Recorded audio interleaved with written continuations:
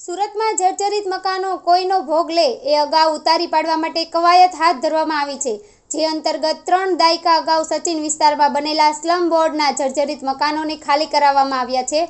પાલિકા દ્વારા પોલીસ બંદોબસ્ત સાથે પાણી અને ઇલેક્ટ્રિસિટી કાપી નાખીને મકાનો ખાલી કરાવાતા સ્થાનિકો દ્વારા ભર ચોમાસા બેઘર થયાની લાગણી અને વૈકલ્પિક વ્યવસ્થાની માંગ કરી રહ્યા છે।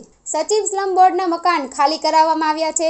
સ્લમ બોર્ડમાં અંદાજિત 2000થી વધુ મકાનો આવેલા છે, જેમાં રહેતા 10,000 જેટલા લોકો બેઘર થયા છે। તમામ લોકોને એક મકાન ખાલી કરવા નોટિસ અપાઈ હતી। ત્યારબાદ 3 દિવસ પહેલા પાણી કનેક્શન, ગટર કનેક્શન અને વીજળી કનેક્શન કાપી નખાયું છે, જેથી લાચાર લોકો ઘર ખાલી કરવા મજબૂર બન્યા છે। તમામ લોકો પોતાનું ઘર શોધવા માટે નીકળી ગયા છે। લોકોએ સરકાર પાસે રહેવા માટે વૈકલ્પિક વ્યવસ્થા કરવા માંગ કરી છે। ચોમાસું ચાલી રહ્યું હોવાથી લોકોને હાલ પારાવાર હાલાકીનો સામનો કરવો પડી રહ્યો છે। વારંવાર રજૂઆત છતાં કોઈ નિરાકરણ ન આવ્યા બાદ અંતે લોકો નિરાધાર થઈ ગયા હોવાની લાગણી અનુભવી રહ્યા છે।